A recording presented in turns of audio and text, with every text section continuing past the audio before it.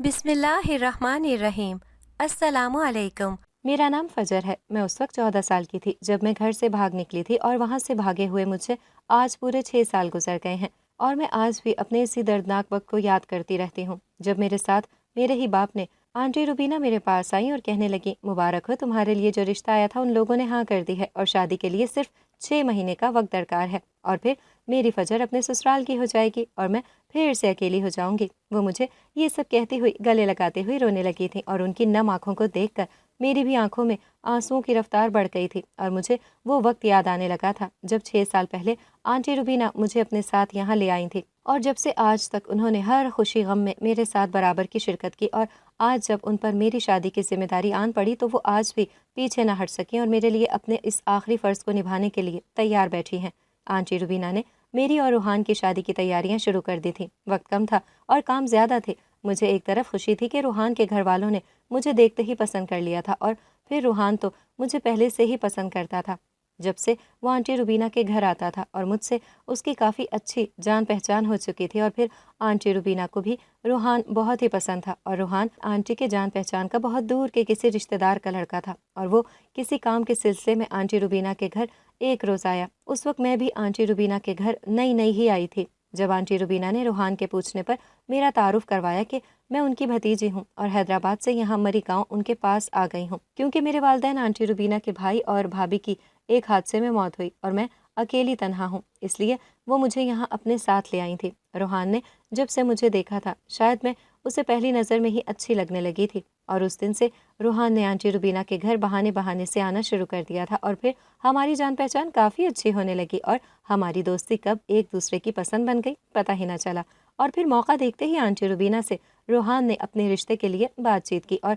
پھر روحان نے اپنے گھر والوں کو میرے پاس بھیجا، اور انہوں نے بھی جب سے مجھے پہلی نظر دیکھا تھا تو مجھے فوراً ہی پسند کر لیا تھا، اور اس رشتے کو آنٹی روبینہ اور روحان کے گھر والوں نے پکا کر دیا تھا، اور شادی کے لیے صرف 6 مہینے کا وقت لیا، اور طے یہ ہوا کہ میری اور روحان کی شادی کی ساری ہی تقریبات یہاں مری گاؤں سے نہیں بلکہ روحان کے شہر سے ہونی تھی۔ ایک طرف تو روحان سے شادی کی مجھے بے حد خوشی تھی، مگر دوسری طرف میرے دل میں ایک ڈر بیٹھا ہوا تھا، کیونکہ وہ زخم میرے دل میں آج بھی تازہ تھے، کیونکہ میرے بے شرم باپ نے جو کچھ میرے ساتھ کیا تھا وہ سارا منظر اب بھی میری آنکھوں کے سامنے تھا۔ بس ڈر تھا کہ روحان کو اگر ان سب کے بارے میں پتہ چلا تو کیا ہوگا، اگر اس نے مجھے چھوڑ دیا یا ہماری شادی پر کوئی اثر پڑا تو کیا ہوگا۔ میں نے آنٹی روبینہ سے اس بارے میں بات کی تو وہ مجھ پر ناراض ہونے لگی تھی کہ تمہیں اپنی نہیں تو کم از کم میری عزت کی پرواہ تو کرو اور میری لاج رکھ لو، اور سختی سے مجھے منع کر دیا تھا کہ میں اپنے ساتھ ہوئے اس حادثے کے بارے میں کوئی بات نہیں کروں گی اور نہ ہی اسے کبھی اپنی حقیقت بتاؤں گی، اور پھر وہ سمجھاتے سمجھاتے رو پڑی تھی، اور ان کی آنکھوں میں آنسو دیکھتے ہی میں خاموش ہو گئی تھی کہ واقعی انہوں نے مجھے یہ خوشیوں کے دن دکھانے کے لیے بہت قربانیاں دی تھیں، اور پھر کچھ وقت کے لیے میں نے اس وقت کو بھلا ہی دیا تھا، اور شادی کی تیاریوں میں آنٹی کے ساتھ میں بہت ہی مصروف ہو گئی تھی، اور پھر خوشی کے دن شروع ہو گئے تھے۔ آنٹی اور میں نے شادی کی تیاریاں کر کے آنٹی کے ساتھ روانہ ہو گئی تھی، اور پھر میری زندگی کی ایک نئی شروعات ہونے والی تھی۔ میری زندگی کا وہ سر شروع ہونے جا رہا تھا کہ سب کچھ بدل کر ہی رہ گیا تھا۔ میں نہیں جانتی تھی کہ میرے ساتھ کیا غضب ہونے جا رہا تھا، اور مجھ پر جلد ہی قیامت ٹوٹ پڑنے والی تھی۔ شادی کی تقریبات شروع ہونے والی تھی کہ ہم لوگ آنٹی اور میں روحان کے شہر آ پہنچے تھے، اور ادھر میرے استقبال کے لیے روحان کے گھر والوں نے خوب زور و شور سے تیاریاں کر رکھی تھیں، اور میرے آنے کے بعد روحان کے ساتھ ساتھ اس کے سبھی گھر والے بہت ہی خوش تھے اور جلد ہی مجھے اپنی بہو اور روحان کی بیوی کے روپ میں دیکھنا چاہتے تھے، اور پھر وہ سب ہوا۔ میں نے سوچا بھی نہ تھا کہ میرے اوپر قیامت ٹوٹ پڑے گی۔ روحان اور میری ملاقات ہونے کو تھی، وہ مجھے اپنے ساتھ شادی کی تقریبات کے لیے ڈریس وغیرہ کی شاپنگ کے لیے ساتھ ہی مارکیٹ لے جانا چاہتا تھا، اور پھر موقع دیکھتے ہی میں نے گھبراتے ہوئے کہا، مجھے تم سے بے حد ہی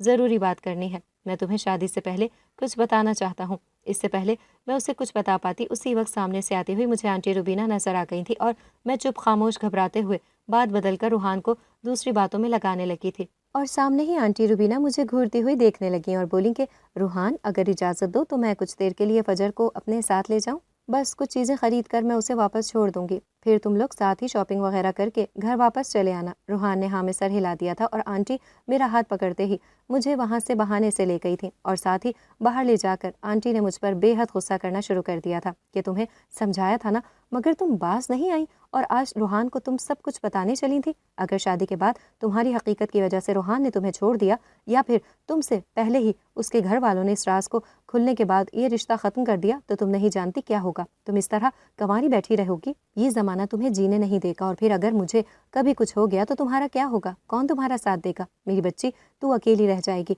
तेरा जीना महाल हो जाएगा। और ये जालिम ज़माना बहुत ही बेरहम है। जब भी किसी लड़की के दामन पर बदनामी का दाग लगा है, उस ज़माने ने किसी को जीने नहीं दिया। और तुम तो जानती ही हो तुम्हारा वो गहरा राज कितना ही शर्मनाक है, क्योंकि तुम्हारे बाप ने तुम्हारे साथ 14 साल की उम्र में वो सब किया था कि सोच कर भी रूह कांप उठती है। और तुम्हारी ये हकीकत अगर खुलकर सामने आ गई तो न सिर्फ रूहान, उसके घर वाले, बल्कि कोई तुम्हें कबूल नहीं करेगा। सिर्फ मैं ही जानती हूँ कि मेरी बच्ची फजर बिल्कुल पाक दामन है। आंटी रोते हुए मुझे खुद से लिपटाकर प्यार और शफकत से मेरे सर पर हाथ फेरती हुई मुझे समझाने लगी थी, और फिर सोचकर वाकई मेरी आंखों में भी आंसू आने लगे थे कि आंटी रुबीना आखिर कह तो बिल्कुल ठीक रही थी। अगर वाकई ऐसा हुआ तो आज आंटी मेरे साथ है तो ज़माने से जीत कर झगड़ कर वो मेरा साथ देती रहेंगी, मगर कभी वो मेरे साथ ना हुई तो मैं अकेले तने तनहा कैसे इस दुनिया वालों के मुंह बंद करती फिरूंगी। और कभी रूहान मेरे साथ हो भी या नहीं, क्योंकि मर्द के दिल में भी शक आते हुए देर नहीं लगती, और अगर एक बार मर्द के दिल में शक आ जाए तो वो औरत का साथ बिल्कुल छोड़ देता है और उसे पलट कर भी नहीं देखता। फिर कैसे भला मैं रूहान को अपना और अपने बाप का सच बता सकती थी? अच्छा हुआ जो आज आंटी सही वक्त पर आ गई थी और मुझे रूहान को वो सब बताने से रोक चुकी थी। इतनी देर में वहाँ रूहान चला आया था। मैं तो दंगी रह गई थी कि कहीं उसने मेरी और आंटी की बातें तो सुन नहीं ली थी, मगर रूहान ने जो ही कहा कि क्या बात है, आप दोनों यहाँ इस वक्त इस तरह एक दूसरे से गले मिलकर रो रही हैं, सब ठीक तो है ना? कोई ऐसी बुरी खबर तो नहीं? उसके चेहरे पर यह हैरानगी के तस्वुरात देखकर मैं समझ गई थी रूहान अभी बिल्कुल अनजान है। उसने हमारी कोई बात नहीं सुनी थी, मगर जो ही आंटी ने हंसकर कहा, अरे कुछ नहीं, ये फजर भी ना हर वक्त कहीं भी कैसे भी शुरू हो जाती है और शादी को लेकर बहुत ही अफसरदा हो जाती है कि मुझसे दूर होकर वो कैसे रहेगी। और ऐसे ही बातों बातों में ये हसास दिल की लड़की रो पड़ी और मैं भी फिर अपने जज्बात पर काबू नहीं रख सकी और मेरी आंखों में भी आंसू आ गए थे। हम सब बातें करते हुए वहीं खाना वगैरह दोपहर का लंच बाहर ही करके सब कुछ खरीद कर वापस घर आ गए थे। और आंटी ने उस रोज़ मुझसे एक वादा लिया था कि मैं वो सब कुछ हमेशा के लिए भूल जाऊं और अपनी ज़िंदगी की एक नई शुरुआत करूं, और जो कुछ मेरे साथ 14 बरस की उम्र में हुआ था वो सब भी मैं भूल जाऊंगी और कभी इस बात का जिक्र रूहान या रूहान के घर वालों से हरगिज़ नहीं करूंगी। और ठीक उसी तरह मैंने भी रूहान के सामने हमेशा के लिए चुप लगा ली थी और दिल पर पत्थर रखकर मैंने भी शादी करके एक अच्छी खुशहाल ज़िंदगी गुजारने का सोच लिया था। शादी की तमाम तर तैयारियाँ ख़त्म हो चुकी थी और तकरीबात शुरू हो गई थी। मायों की रस्म भी खूब धूमधाम से शादी हॉल में ही रखी गई थी और रूहान के घर वालों ने पहले मेरी रस्म की और फिर मेरी तरफ से उन्हीं सब लोगों ने रूहान की रस्म की, क्योंकि मेरी तरफ से तो सिर्फ आंटी और उनके ही कुछ रिश्तेदार थे, बस और कोई नहीं। चाहे जो कुछ भी हो जाए, शादी का वक्त ऐसा ही होता है कि हर लड़की को अपने माँ बाप की बहुत याद सताती है। और ठीक उसी तरह मुझे भी माँ और बाप दोनों की याद आने लगी थी कि काश मेरी अम्मी मेरे साथ होती और मेरे बाप ने वो सब ना किया होता, और आज वो भी मेरे सर पर बाप की हैसियत से हाथ रखकर दुआओं के साथ मुझे रुखसत तो करते। मगर मैं वो बदनसीब लड़की थी जिसके बाप ने अपनी ही बेटी को खूब नाच गाना और गाने बजाने का माहौल चारों तरफ था। और मेरी नम आंखों को, मेरे मायूस चेहरे को देखते ही रूहान ने मेरा हाथ पकड़कर मुझे तसल्ली देते हुए कहा कि परेशान होने की कोई ज़रूरत नहीं है, ज़िंदगी के हर मुश्किल वक्त में तुम्हारा साथ इसी तरह देता रहूँगा और तुम मुझे हमेशा अपने साथ ऐसा ही खड़ा पाओगी। मुझे रूहान की सारी बातें सुनकर बहुत ही खुशी और इत्मीनान महसूस होने लगा था और मेरा दिल अब बिल्कुल तसल्ली बख्श था। उधर घर में सभी लोगों के बीच एक हलचल मची हुई थी कि रूहान के पापा अब तक नहीं लौटे थे, क्योंकि वो मुल्क से बाहर ही लंदन में रहा करते थे और यहाँ बहुत ही कम आया करते थे। सब लोग बेसब्री से उनके आने की राह तक रहे थे, मगर कुछ वजूहात की वजह से उनकी फ़्लाइट 2 दिन लेट हो गई थी। उनको यहाँ मायों की रस्म से पहले ही आना था, मगर वो अब तक नहीं पहुँचे थे। और फिर मैंने और आंटी रुबीना ने भी उन्हें आज तक नहीं देखा था। सिर्फ महमूद साहब के नाम से ही हम सब लोग उन्हें जानते थे। हम सब भी नहीं जानते थे कि उनके यहाँ आते ही हम सब पर क्या अजाब टूट पड़ेगा। और अगले ही दिन मेहंदी की रस्म थी और रूहान और मेरा निकाह भी मेहंदी की रस्म के साथ ही पढ़ा दिया गया था। रूहान को बहुत ही अफसोस था, उसके पापा अब तक नहीं पहुँचे थे। वो इसलिए मेहंदी की पूरी तकरीब में अफसरदा मायूस दिल के साथ शिरकत करने लगा था। मगर जो ही खबर पहुंची कि बारात के दिन से पहले ही उसके पापा पहुंचेंगे, सब लोग बहुत ही खुश हो गए थे। जब घर वालों तक ये खबर पहुंची तो मेरा दिल ज़ोर ज़ोर से धड़कने लगा था। अब मैं रूहान की बीवी बन चुकी थी और उसके निकाह में आ गई थी और अब मुझे अपनी आने वाली नई ज़िंदगी की बहुत ही फिक्र थी। अब मेरे साथ क्या हो जाएगा, मैं बिल्कुल ही बेखबर थी और अनजान थी। आंटी रुबीना ने मुझसे गले मिलकर मुबारकबाद दी और मेरे गले लगकर आंखों में आंसू लिए। आज मेरे इस आखिरी फ़र्ज से भी वो अदा हो गई थी और फिर मुझे फिर से वो लम्हात याद आ गए थे जब आंटी रुबीना ही मेरी अपनी बनकर मेरी ज़िंदगी में चली आई थी और मुझे इन मुश्किलात परेशानी से निजात दिलाकर अपने साथ बहुत दूर ले आई थी। अगले रोज़ शादी की गहमा गहमी में आंटी और मेरी दोनों ही की मुलाकात रूहान के पापा से नहीं हो सकी थी और वो घर पहुंच चुके थे। अगले रोज़ जब रूहान सेहरा बांध कर میری بارات لیے خوب دھوم دھام سے چلا آیا تھا اور پوری بارات بھی ناچتے گاتے شادی ہال تک پہنچ چکی تھی۔ میں دلہن بنی اسٹیج پر بیٹھی اپنے دلہا روحان کا بے صبری سے انتظار کر رہی تھی اور کچھ ہی دیر میں بارات پہنچ گئی تھی، اور جو ہی میری نظر روحان کے ساتھ آتے ہی اس آدمی پر پڑی تو میں تو چونکتی ہوئی اسٹیج سے اٹھ کھڑی ہوئی تھی، اور روحان نے جب کہا کہ یہ میرے پاپا ہیں اور پاپا یہ میری دلہن فجر ہے، میں تو فوراً ہی ڈرنے اور گھبرانے لگی، اور وہ بھی مجھے دیکھتے ہی حیرت زدہ ہو گئے تھے اور ان کا چہرہ بالکل زرد پڑ گیا تھا۔ میں زور زور سے چیخنے چلانے لگی تھی کہ آنٹی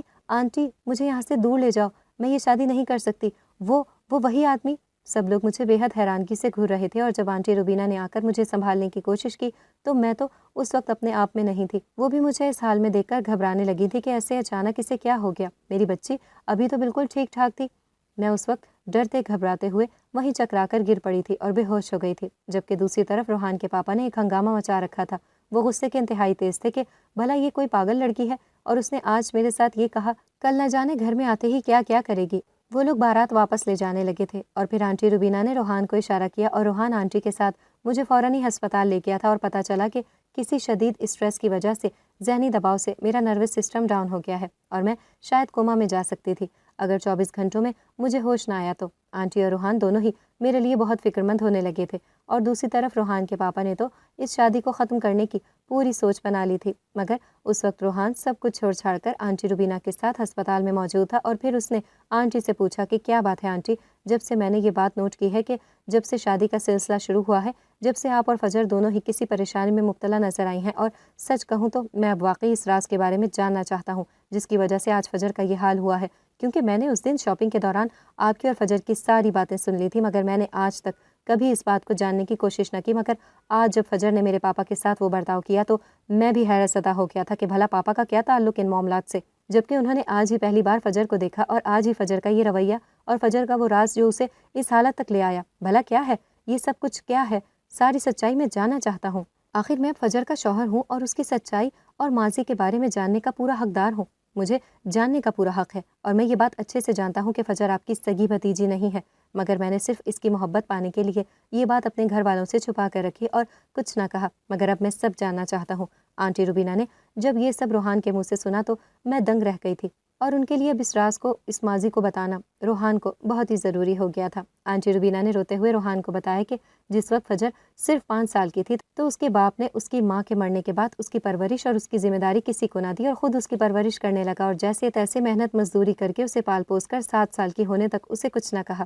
بس دکھ اس بات کا تھا کہ اسے پڑھایا لکھایا نہیں۔ اس وقت فجر کو لگتا تھا کہ غربت کی وجہ سے اس کے باپ نے اسے اسکول میں داخل نہ کروایا اور اسے گھر میں بٹھا کر بس 2 وقت کی روٹی کھلائی، مگر جو ہی فجر 8 سال کی ہوئی تو محلے کے باقی بچیوں کی طرح اس کا دل بھی خواہشات کرنے لگا۔ وہ جب بھی اپنا دل کبھی محلے کے کسی گھر میں جا کر بہلاتی تھی تو کبھی کسی گھر میں جا کر بہلاتی تھی، تبھی اس کا دل نئی نئی چیزوں کی خواہش کرنے لگا، اور وہ گھر آ کر اپنے باپ سے کبھی نئے کپڑوں کی ضد کرتی تو کبھی نئے جوتوں کی تو کبھی اچھا کھانے کی، مگر اس کا ظالم باپ اس پر بے حد غصہ کرنے لگ جاتا تھا اور اسے مار پیٹ کر خاموش کرا دیتا تھا، اور یہ بیچاری دکھوں کی ماری اپنا دل مار دیتی تھی اور لوگوں کے دیے ہوئے کپڑوں جوتوں سے گزارا کرتی رہی، اور ایسے ہی وقت گزرتا رہا، اور اس ننھی سی جان پر اس کھیلنے کودنے اور پڑھنے لکھنے کی عمر میں ہی بہت بڑی بڑی ذمہ داریاں آن پڑی تھیں۔ یہ بازار جا کر وہاں سے سبزی ترکاری خرید کر لاتی تھی اور پھر کھانا بناتی، گھر کی صاف ستھرائی کرتی، اور جب اس کا باپ محنت مزدوری کر کے تھکا ہارا گھر آتا تو یہ اپنے ہاتھ سے بنا کھانا اس کے آگے رکھ دیتی تھی، اور یہ ظالم باپ اس پر بالکل رحم نہ کھاتا تھا اور ایسے ہی کھانے پینے میں ہزاروں نقص نکالتا تھا اور بچا کچا کھانا پھینک کر مارتا تھا اور اسے جلی کٹی سناتا تھا اور کہتا، حرام کا پیسہ نہیں ہے جو تو برباد کر دیتی ہے، یہ کوئی کھانا بناتی ہے، کچھ نہیں آتا تجھے، تو بھی اپنی ماں پر گئی ہے، اور اسے بہت مارتا پیٹتا تھا، اور یہ بیچاری چپ خاموش رو رو کر اندر ہی اندر گھٹتی رہتی تھی، اور ایسے ہی دکھوں اور غموں میں زندگی گزارتی رہی اور اپنے باپ کے ظلم برداشت کرتی رہی، اور اس کا ظالم باپ اسے تو مارتا پیٹتا تھا ہی، ساتھ میں اس کو اپنی مری ہوئی ماں پر تانے طنز کستا رہتا تھا، اور یہ اپنے آنسوؤں کو ایسے ہی پیتی رہی، اور دن بھر کام کاج سے تھکی ہاری یہ ننھی جان ایسے ہی بچی کچی روکھی سوکھی کھا کر سو جاتی تھی، اور اس بیچاری کی زندگی یوں ہی گزر رہی تھی۔ اور پھر اس کی عمر 10 سال ہوئی تو اس کے باپ کو رات بھر دیر تک نشے میں دھت واپس آنے کی عادت سی ہو گئی تھی، جو کچھ یہ پہلے تھوڑا بہت محنت مزدوری کر کے کما لاتا تھا اب تو اس نے یہ بھی چھوڑ دیا تھا، اور کبھی کما کر لے آتا تھا تو کبھی کچھ نہ لاتا، گھر میں اب فاقوں کی نوبت بھی آ گئی تھی، اور یہ ظالم نشے کی لت میں گھر کا سارا سامان آہستہ آہستہ بیچ کر آتا رہا اور نشے میں پیسہ اڑاتا رہا، اور یہ بیچاری قسمت کی ماری بے حد پریشان رہنے لگی، اور اب تو اس نے اپنی بچی کو مارنا پیٹنا بھی شروع کر دیا تھا اور اس سے نشے کے لیے پیسے مانگتا، اور جب نشہ نہیں ملتا تو اس کی حالت دن بدن بگڑتی رہی، اور ایسے ہی سب کچھ چلتا رہا، اور جب یہ اس حالت تک عام پہنچا کہ نشہ نہ ملنے پر یہ سر دیواروں پر مار مار کر خود کو زخمی کرتا رہا اور اپنے آپ کو نوچتا کاٹتا، اور رات اسی طرح روتے پیٹتے یہ اپنے باپ کو اس بدتر حالت میں دیکھ کر روتی رہتی اور ڈرتی سہمتی رہتی کہ اس کے باپ کو کچھ ہو گیا تو یہ بیچاری کہاں جاتی اور کیا کرتی۔ وہ جو بھی تھا جیسا بھی تھا، آخر اس کا باپ جو تھا، اور پھر ایک روز اس نے سوچ لیا تھا کہ محلے کے گھروں میں جا جا کر یہ ان کے گھروں میں کام کاج کر کے پیسے کما کر لے آئے گی، اور فجر نے 12 سال کی عمر میں ہی گھروں میں نوکروں کی جگہ کام کرنا شروع کر دیا تھا۔ کبھی اسے پیسے ملتے تو کبھی کوئی ترس کھا کر اسے زیادہ پیسے دے دیتا تھا، اور یہ گھر لاتی اور گھر کا گزر بسر چلاتی رہی، اور پھر اس نے تھوڑے بہت پیسے مجبور ہو کر اپنے باپ کو دینے شروع کر دیے تھے، اور وہ پھر سے نشہ کرنے لگا، اور اس کی حالت اب پہلے سے بہتر ہونے لگی تھی کیونکہ نشے کی وجہ سے اس کا جسم وہی سب کا عادی ہو گیا تھا۔ اور پھر دوسری طرف یہ سب چلتا رہا، اور اب اس کا باپ گھر میں غیر مردوں کو لانے لگا تھا اور جوا کھیلنے لگا، اور یہ فجر اب 14 سال کی ہو چکی تھی۔ جب کام کاج کر کے یہ گھر واپس لوٹ کر آتی تو دنگ رہ جاتی تھی، اس کی نظریں اپنے باپ کو ان غیر مردوں کے ساتھ جب گھر میں ہی جوا کھیلتے دیکھتی تو پریشان ہو جاتی تھی، اور وہ لوگ انتہائی خراب نظروں سے اس بچی کو گھورتے رہتے تھے۔ جب تک یہ لوگ اس کے باپ کے پاس بیٹھتے رہتے تھے، فجر اپنا کمرہ اندر سے بند کر کے ڈرتی سہمتی بیٹھی رہتی تھی، اور ان لوگوں کے جانے کے بعد ہی اسے سکون کی سانس ملتی تھی، اور یہ بے خوف ہو کر تھکی ہاری سو جاتی تھی، مگر اسے خبر نہیں تھی کہ اس کے ساتھ آگے قسمت کیا کھیل کھیلنے جا رہی تھی۔ بچپن سے یہ بچی اتنی آزمائش سے گزرتی آئی تھی، اور اب یہ نئی پریشانی اس کے گلے پڑنے والی تھی جب سے اس کے باپ کو یہ نیا شوق اٹھا تھا۔ غیر مردوں کو گھر لا کر رات رات پر بیٹھ کر جوا کھیلنے کی عادت پڑی تھی۔ اس بچی کا جینا ہی محال ہو گیا تھا۔ یہ ان مردوں کی وجہ سے اپنے ہی گھر میں خود بالکل محفوظ نہیں سمجھتی تھی، اور وہی ہوا جس کا اس بچی فجر کو ڈر تھا۔ ایک دن وہی اس کا خوفناک خواب سچ ہو گیا، اور اس نے سوچا بھی نہ تھا اس کے ساتھ کیا ہونے والا تھا۔ ایک رات یہ تھکی ہاری آئی تو خود کو کمرے میں اچھی طرح بند کر کے سو چکی تھی، مگر اس رات وہ سب ہوا جس نے اس کی زندگی کو ہمیشہ کے لیے بدل کر رکھ دیا تھا، کیونکہ اس رات دروازہ زور زور سے بجنے لگا، اور یہ خوف سے کانپ اٹھی اور ڈر اور خوف سے ایک طرف بیٹھی گھبراتی رہی، اور پھر زور زور سے دروازہ بجتا گیا، اور کچھ ہی دیر میں وہ دروازہ ٹوٹ کر گر چکا تھا، اور یہ بیچاری خوف سے تھر تھر کانپ رہی تھی، اور وہ لوگ اس کی طرف بڑھ رہے تھے، اور یہ بیچاری ڈرنے سہمنے لگی اور خود کو بچانے کی کوشش کرتی رہی، مگر اس نے رونا چیخنا چلانا شروع کر دیا تھا، اور یہ لوگ زور زور سے ہنستے ہوئے اس کی طرف آ پہنچے تھے، اور یہ خود کو بچاتی رہی، اور پھر ان میں سے ایک آدمی نے اسے وہاں سے ہاتھ پکڑ کر اٹھا کر کھینچا، اور اس نے زور زور سے چیخنا شروع کر دیا، مگر اس وقت اس بیچاری کی پکار سننے والا کوئی نہ تھا، اور پھر اسے اپنی طرف گھسیٹ کر ان لوگوں نے سب سے پہلے اس کے شور شرابہ کرنے پر اسے بے ہوش کر دیا تھا، اور یہ وہیں گر کر زمین پر پڑ گئی تھی، اور پھر اسے ان لوگوں نے اٹھا کر وہاں سے فوراً ہی چھپ چھپا کر اسے بوری میں بند کر کے گاڑی میں ڈال کر لے گئے تھے، اور یہ بیچاری بالکل بے خبر تھی کہ اس کے ساتھ آگے کیا ہونے جا رہا تھا۔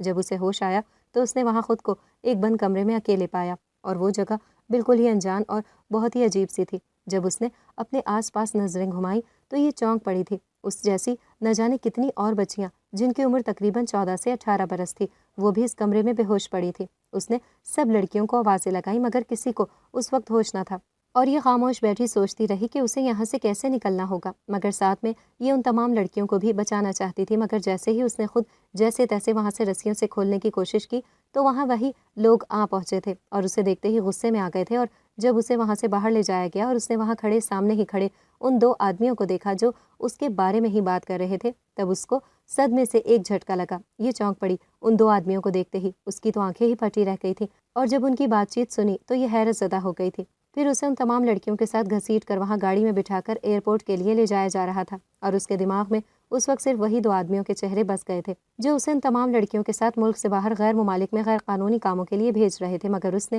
اس وقت چالاکی دکھائی اور ایئرپورٹ پر موجود بیٹھی ایک عورت پر جب اس کی نظر پڑی تو اس نے اسے اشاروں سے موقع دیکھتے ہی بتا دیا تھا کہ ان لڑکیوں کو زبردستی کر کے یہاں سے لے جایا جا رہا تھا، اور پھر اس عورت نے چھپ کر پولیس کو خبر کر دی تھی، اور صحیح وقت پر پولیس نے آ کر اور تمام لوگوں کو گرفتار کر کے لے گئی تھی۔ سبھی لڑکیوں کو چھڑوا کر اپنے اپنے گھر بھیج دیا گیا تھا، اور یہ عورت اور کوئی نہیں آنٹی روبینا ہی تھی جو اس بے سہارا لڑکی کو اپنے ساتھ بچا کر اپنے گھر لے آئی تھی اور اسے اپنی بھانجی بتایا، اور پھر ایک روز یہ اپنے گھر غصے میں بھری ہوئی آنٹی روبینا کے ساتھ پہنچی اور اپنے باپ کا گریبان پکڑ کر سوال کرنے لگی کہ اس نے منہ مانگے داموں میں کیوں اپنی ہی بیٹی کو ان آدمیوں کو بیچ دیا تھا۔ وہ کہنے لگا تیری ماں کا میں دوسرا شوہر تھا اور میں تیرا سگا باپ کبھی تھا ہی نہیں، اور پیسوں کی لالچ میں نے تجھے بیچ دیا تھا۔ اور پھر آنٹی روبینا کی مدد سے وہاں پولیس نے اس کے باپ کو بھی گرفتار کر لیا تھا۔ فجر کا باپ ان 2 آدمیوں میں سے ایک تھا جو اس نے وہ 2 آدمی دیکھے تھے، اور دوسرا آدمی روحان کو آنٹی روبینا سب بتا رہی تھی کہ اتنی دیر میں فجر کو ہوش آ گیا تھا اور دونوں ہی فجر کے پاس دوڑ کر چلے گئے تھے۔ فجر آنٹی روبینہ سے لپٹ کر رونے لگی تھی اور جب فجر کے منہ سے نکلا